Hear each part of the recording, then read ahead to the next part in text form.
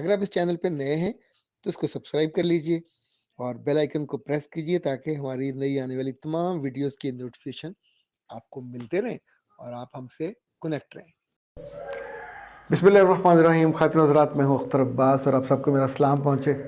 کل ایک ماں نے رابطہ کیا، جو انہوں نے مسئلہ بتایا وہ ظاہر بہت تکلیف دہ تھا۔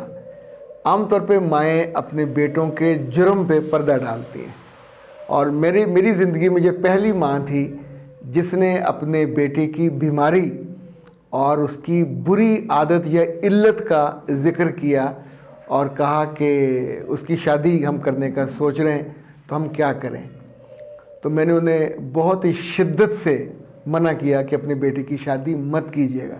تو انہوں نے مجھ سے پوچھا کہ آپ اتنی شدت سے کیوں کر رہے ہیں منع؟ تو میں نے انہیں کہا کہ ٹھیک 1 سال پہلے ایک بچی نے مجھ سے رابطہ کیا، اس کی شادی کو ابھی چند ہفتے ہوئے تھے، اور جس تکلیف میں وہ مبتلا ہوئی وہ اپنی سگی ماں کو نہیں بتا سکتی تھی۔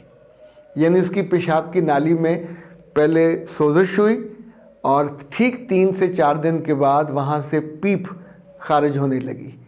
یہ پیپ کچھ دن زرد رنگ کی ہوتی ہے اور پھر یہ یلوش ہو جاتی ہے، اور جب آپ دن میں یورین کرتے ہیں تو اتنی تکلیف ہوتی ہے کہ جو پیشنٹ ہے وہ مر جانے کو ترجیح دیتا ہے۔ اور آپ کو یہ حیرت ہوگی کہ اللہ نے جانوروں میں یہ مرض نہیں رکھا، ان کو یہ سزا نہیں ملتی۔ پر آپ سوچئے، ایک پاکیزہ لڑکی ایک اچھے گھر سے وہ آئی، بیاہی گئی، اور جس لڑکے سے بیاہی گئی اس کو علت تھی بازاری عورتوں کے پاس جانے کی۔ یعنی یہ وہ مرض ہے جس کو سوزاک کہا جاتا ہے یا گنوریا کہا جاتا ہے۔ گنوریا کو یعنی CONORRHEA، اور یہ جو گنوریا ہے، اب آپ سوچئے یہ عیاشی کی یا بدکاری کی سزا ہے۔ جس عورت کو ہوگی اس کے پاس جانے والے مرد کو پیشاب کے یا پینس کے رستے اس تک پہنچ جائے گی، اور 2 سے 3 دن کے اندر یہ بیماری ہو جاتی ہے۔ جس مرد کو یہ پہلے سے ہو، جب وہ پاکیزہ اپنی بیوی کے پاس جائے گا جس کو کبھی علم ہی نہیں ہوتا کہ یہ بیماری موجود ہے، تو ظاہر ہے وہ جو جرمز ہے، یہ متعدی مرض ہے۔ اس کو گونوکاکس جراثیم ہے جو پیشاب کی نالی کے اندر جاتا ہے اور اس کی وینز میں چلا جاتا ہے۔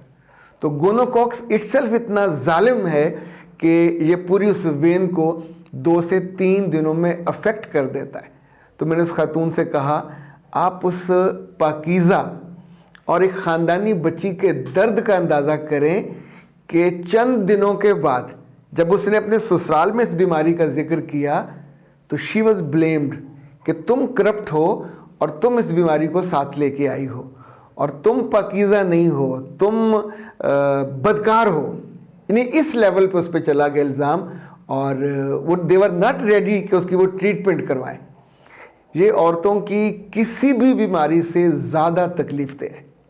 آپ سوچئے کہ آپ یورین نہیں کر سکتے، اور وہ جو پانی آتا ہے وہ بھی بدبودار ہوتا ہے۔ جن عورتوں کو یہ پرانی بیماری ہو جاتی ہے، اس کا علاج وہ نہیں کرا پاتے، تو پھر اس کو کرہا سوزاک کہا جاتا ہے۔ اس کی بھی 2-3 قسمیں ہیں۔ یعنی مجھے یاد پڑتا ہے اس بچی کی کمپلینٹ کے بعد باقاعدہ یہ کتاب منگوائی تھی، پھر میں نے اس کا ڈھونڈا کہ یہ کس قدر اس کا علاج کیا ہے، اس کو کس طور پہ ٹریٹ کیا جاتا ہے۔ جو ہمارے ہاں عام طور پہ یونانی ٹریٹمنٹ ہے اس میں سائیڈ ایفیکٹس بہت زیادہ ہوتے ہیں، اور جو ہمارے طبیب تھے ان کے ہاں اس کا بہت عمدہ ہوتا ہے رزلٹ، اور ظاہر ہے وہ ہربل چیزوں سے علاج کرتے ہیں۔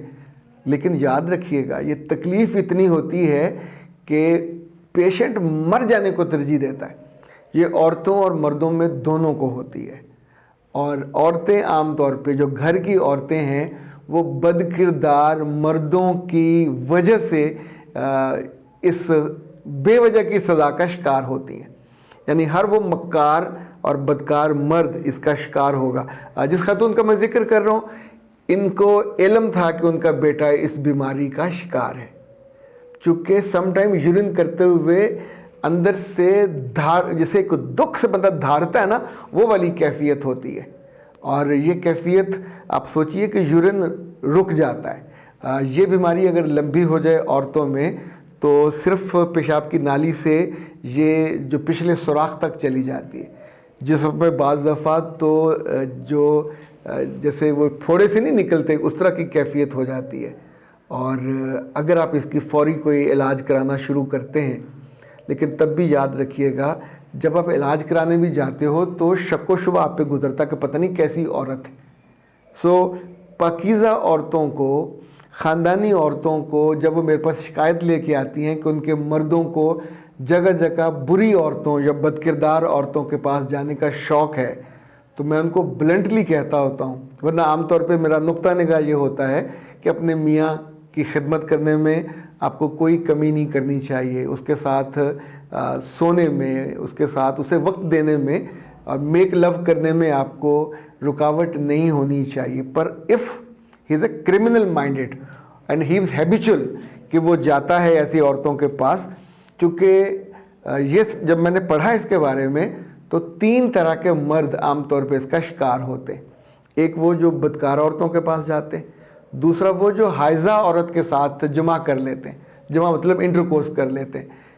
اللہ نے اور اس کے رسول نے سختی سے منع کیا، یعنی حائضہ عورت جس کو ڈیز ہوتے ہیں، یہ غلیظ اور ڈرٹی بلڈ ہے جو نکل رہا ہوتا ہے. تو آپ شریعت کو، قانون کو توڑتے ہوئے جب کرتے ہو ایسی حرکت تو اس کی سزا تو واجب ہوتی ہے. جب بھی ہم ایون ٹریفک کا ذرا سا اصول توڑیں، قانون توڑیں، تو اتنی شدید ٹکر ہوتی ہے کہ جان کے لالے پڑ جاتے ہیں. تو یہاں بھی یہی صورت ہوتی ہے، اور اس لیے بہت بہتر ہے کہ ایسے مرد جن عورتوں کو علم ہے کہ وہ شوقین ہیں، ہم شوقین انورٹڈ کاماز ہیں، بد کرداری کو شوق نہیں ہے، بد کرداری ایک مکروہ کام ہے، اور جو بھی کرے، آپ کا اپنا کرے یا غیر کرے، اس کو دل سے برا جاننا چاہیے.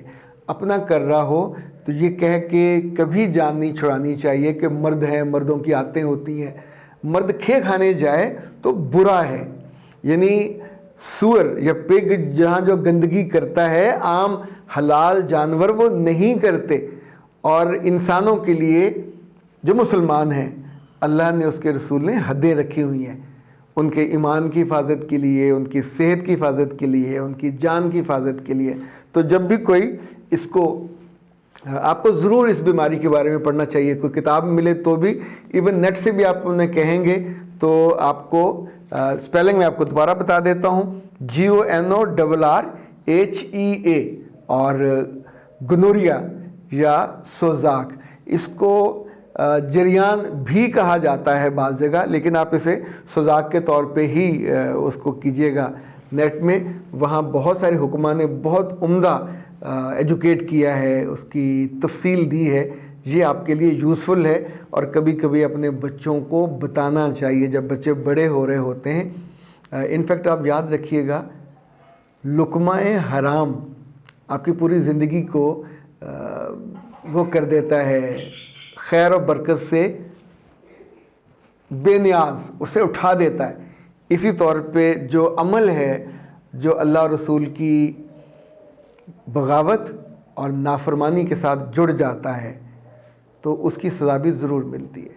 خاطر حضرات، میرا رب پاک دامن عورتوں کو ایسے شوہروں سے بھی بچائے رکھے، اور ان کی وجہ سے ملنے والے اس سزا، یعنی جس کی وہ ڈیزرو نہیں کر رہی ہوتی، پر بہت ان کو بھگتنا پڑتا ہے. تو میں نے اس اماں سے، اس خاتون سے یہ جب گزارش کی تو اللہ کا شکر ہے کہ وہ مان گئیں.